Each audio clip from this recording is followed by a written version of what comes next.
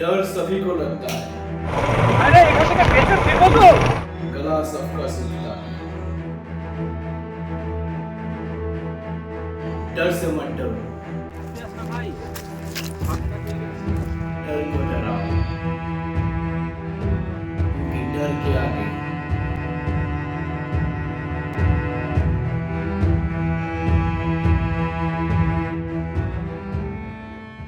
কলকাতা থেকে পুরুলিয়া বাইকে যাওয়ার গল্প তো আপনারা অনেক শুনেছেন।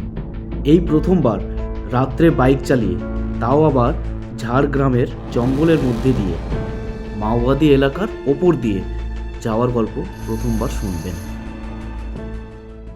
হ্যালো বন্ধুরা, কেমন আছো? আশা করি প্রত্যেকে খুব ভালো আছো। আজকে আমি তোমাদের জন্য নিয়ে এসেছি পুরুলিয়া ব্লগ। কোন রাস্তা দিয়ে কিভাবে যাবেন, কোথায় থাকবেন, কোথায় কোথায় ঘুরবেন, কি কি দেখবেন, সমস্ত কিছুই আছে এই ব্লগে। তো আর দেরি না করে শুরু করা যাক আজকের মোটো ব্লগ।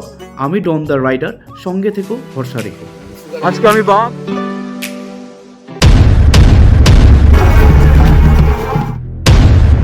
আসছে আপনার সীতাকুণ্ড।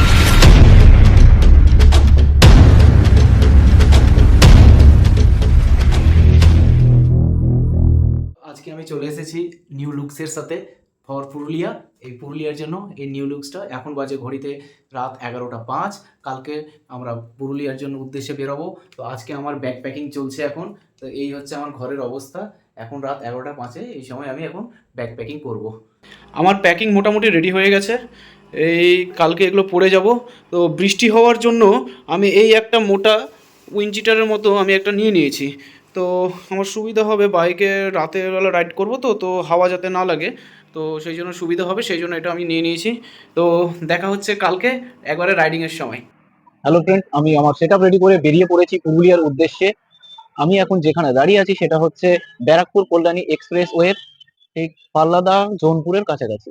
তো এখান থেকে আমরা উলুবেড়িয়া যাব, সেখান থেকে হয়ে আজকে রাতে রাইডিং করে যাব পুরুলিয়া। তো যেতে যেতে অনেক গল্পই হবে, সঙ্গে থেকেও ভরসা রেখে। তো আমাদের বন্ধুর সাথে দেখা হয়ে গেছে।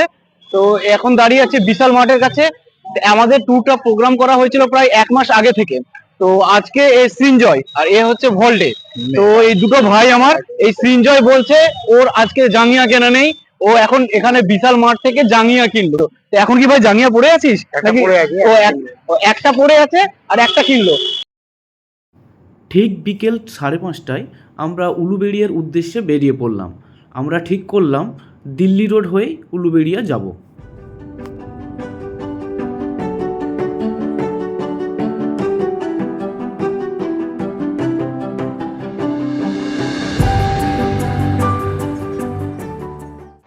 তো আমরা এখন আছি ইন্টারসিটি ধাবা। ইন্টারসিটি ধাবাতে আমরা এখন চা খেতে নেমেছি।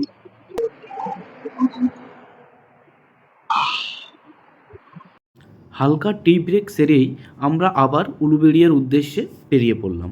সেখানে তৌসিফের বাড়ি, তাকে সঙ্গে নিয়ে বেরোতে। তো এই মুহূর্তে আছি তৌসিফের বাড়িতে। এই যে এ হচ্ছে তৌসিফ, সে হাই। হ্যাঁ, তো তৌসিফের বাড়িতে এখন সব চা খাওয়া হচ্ছে। এটা কিন্তু চা, হ্যাঁ এটা কিন্তু চা, আগে থেকে আমি বলে দিচ্ছি, এই এটা চা। তো আমরা 8:30টার সময় উলুবেড়িয়াতে তৌসিফের বাড়িতে পৌঁছেছি। তো এখান থেকে সঙ্গে নিয়েছি চিকেন আর কি মশলাপাতি সব নিলি না। তো এখান থেকে আমরা রান্না বান্না করে খাওয়া দাওয়া করে বেরোবো। বেরোতে বেরোতে 10টা বলেছে,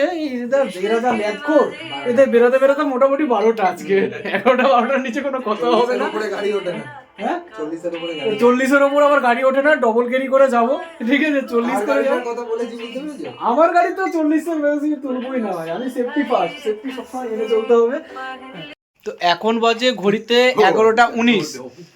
এখন বাজে ঘড়িতে 11:19। আমাদের রাত 10টার সময় বেরোনোর কথা ছিল, আর বেজে গেছে 11:19। এই সময় আমরা ডিনার করছি, চিকেন আর ভাত। তো এবার কখন বেরোনো যায় সেটা দেখা যাক, কখন বেরোতে পারি। এখন আগে খাবারটা খেয়ে নিই।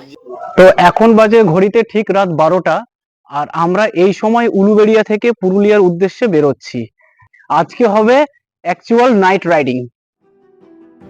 রাত্রের কলকাতার চিত্র বর্ণনা করতে গিয়ে কবি এখানেই কেঁদে ফেলেছেন।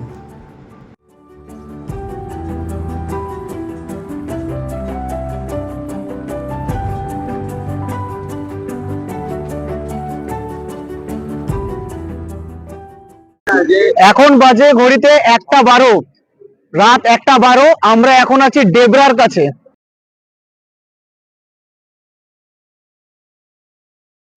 উলুবেড়িয়া থেকে পুরুলিয়া যাওয়ার অনেক কটি রাস্তা বেরিয়েছে। তার মধ্যে একটি ঘাটাল হয়ে বেরিয়ে যায়, একটি ডেবরা হয়ে চন্দ্রকোনা হয়ে বেরিয়ে যায়, আর একটি ঝাড়গ্রামের ভেতর হয়ে বেরিয়ে যায়। ঝাড়গ্রামের রাস্তাটি হচ্ছে পুরো জঙ্গল রাস্তা, সিঙ্গেল রোড। তো আমরা ঠিক করেছিলাম একটু থ্রিল ব্যাপারটা অনুভব করার জন্য এই রাস্তাটি ধরেই এগোনো যাক।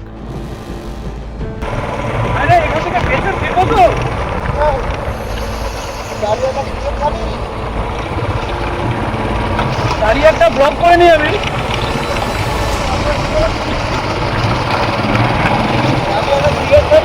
না, এরপর আমরা প্রায় টানা 2 ঘন্টা গাড়ি চালিয়েছি, কারণ অন্ধকার রাস্তার মধ্যে দাঁড়ানোর মতো কারোরই সাহস ছিল না।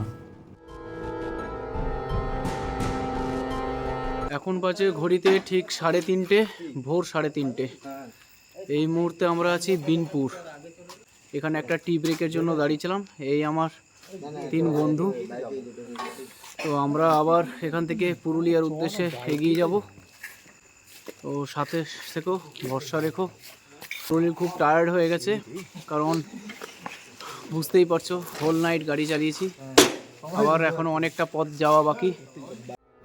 বিনপুর থেকে আমরা আবার বেরিয়ে পড়লাম পুরুলিয়ার উদ্দেশ্যে। আবার ঠিক একই টানা 2 ঘন্টা রাইডিং, কারণ জঙ্গল পথে দাঁড়ানোর মতো সাহস কারোরই ছিল না।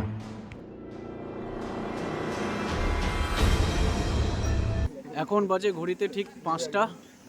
আমরা আর একটা টি ব্রেকের জন্য দাঁড়িয়েছি। এই জায়গাটার নাম হচ্ছে পরাতি। এখান থেকে আমাদের পুরুলিয়া হচ্ছে 76 কিলোমিটার দূরে আছে। এখনও অনেকটা পথ বাকি। জঙ্গলের মধ্যে দিয়ে আমরা চলেছি। তো সঙ্গে থেকো, ভরসা রেখো।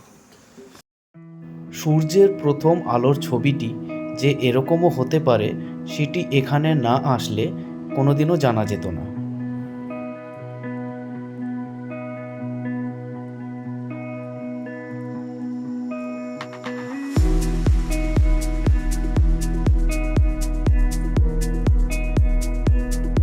এখন আলো অনেকটাই ফুটে উঠেছে এবং রাস্তা পুরো কুয়াশায় ভরা।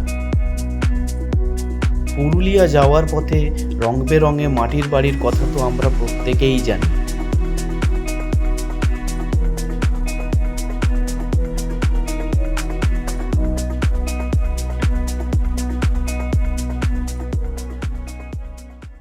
Good morning from Burrabazar.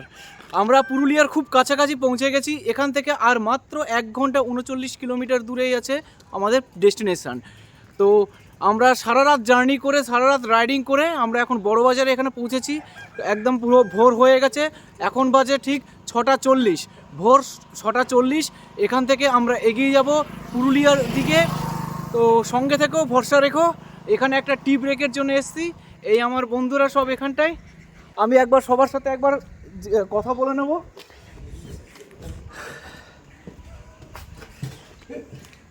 তো সবার প্রথমে কথা বলি আমি তৌসিফের সাথে। তো সারা জার্নি করে তোমার কেমন লাগছে? দারুণ লাগছে, এক্সপিরিয়েন্সটা একটু কিছু বলবে? খুব ঠান্ডা লাগছে, জমে গেছি। ভল্টে কিছু বলো তুমি। মামা একটা ভালো নাম দিয়েছে। আচ্ছা, জয়দীপ সান্যাল। ওর ভল্টে নামটা আবার এখানে ভালো লাগছে না খুব একটা। না, ওটা সান্নাল। হ্যাঁ, সান্যাল। তো যাই হোক, তুমি কিছু বলবে? তোমার কেমন লাগলো সারা রাত রাইডিং করে? ঘুম পাচ্ছে, ঘুম পাচ্ছে। আচ্ছা, আর আপনি কিছু বলবেন? খুব ঘুম পাচ্ছে, খুব ঘুম পাচ্ছে। ঘুম পাচ্ছে। সবারই একটাই কথা, ঘুম পাচ্ছে। হ্যাঁ, ঘুম আমারও পাচ্ছে। তবে পুরুলিয়ার সেই মজাটা দেখার জন্য, সেই এরিয়া দেখার জন্য ঘুমটা আমার পুরো ভেঙে গেছে। আর প্রচুর এনার্জিতে ভরপুর। তো আমি একদম ফ্রেশ ফিল করছি এই মুহূর্তে। কিরে যাবি না? যেখানে সেখানে দাঁড়িয়ে পড়বি। আমরা পুরুলিয়া ঢুকে পড়েছি। আমাদের ডেস্টিনেশন আর মাত্র 18 কিলোমিটার দূরেই। আমাদের রিসোর্টটার নাম কি ভাই? স্বপ্ননীল পাহাড়ি রিসোর্টে আমরা থাকবো আজকে। তো অসাধারণ ভিউ, দুধারে পুরো জঙ্গল, আর মাঝখানে রাস্তা। আজ রাত ঠিক 12টার সময় আমরা আমাদের জার্নি শুরু করেছিলাম উলুবেড়িয়া থেকে, আর এখন বাজতে চলল সকাল 8টা। হ্যাঁ, আমাদের অনেক বেশি সময় লেগেছে, কারণ আমরা খুব একটা যে জোরে গাড়ি চালিয়েছি তা কিন্তু একদমই নয়। একটা নর্মাল স্পিড মেনটেন রেখেছিলাম, তার সাথে অনেকবার টি ব্রেকের জন্যও দাঁড়িয়েছি। আর এমনকি এখনও আমাদের বাইকের স্পিড 40, যেটা এই রাস্তায় 60-70-এ অনায়াসেই চালানো যায়। কিন্তু আমরা এই পুরুলিয়ার পরিবেশ উপভোগ করতে করতে এগিয়ে যাচ্ছি।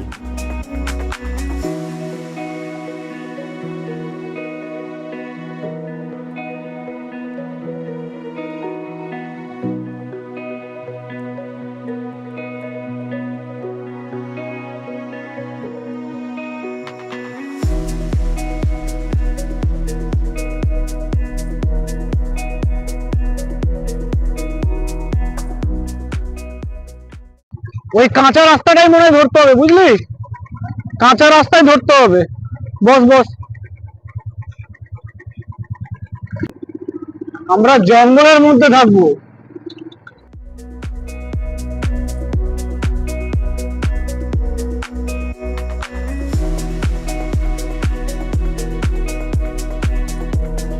লোকেশনটা এতটাই সুন্দর যে ঠিক মনে হচ্ছে যেন পাহাড়ের আমরা কোলে উঠে যাচ্ছি।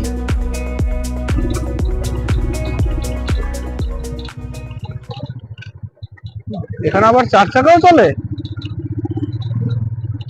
এর মানে আমরা ঠিকই যাচ্ছি। হ্যাঁ, এই তো স্বপ্ননীল পাহাড়ি রিসর্ট, ডান দিকে।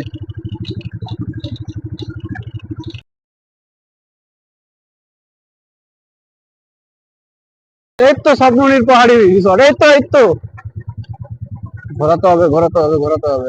বাঁ দিকে এই যে এটাই মনে হয়।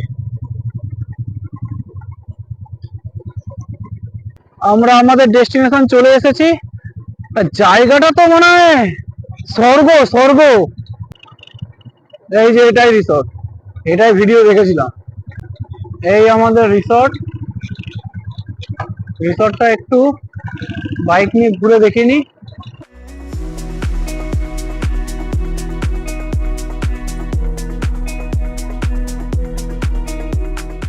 ঠিক 4 সাইডে পাহাড়, আর মাঝখানে হচ্ছে আমাদের এই রিসর্টের নাম স্বপ্ননীর রিসর্ট। তো এখানে আমরা পৌঁছে গেছি, কিন্তু সত্যি কথা বলতে আমাদের 4 জনের মধ্যে কারোরই এই রিসর্টটা খুব একটা ভালো লাগেনি, পছন্দ হয়নি। আর এর রুমগুলো খুব একটা পছন্দ হয়নি আমাদের।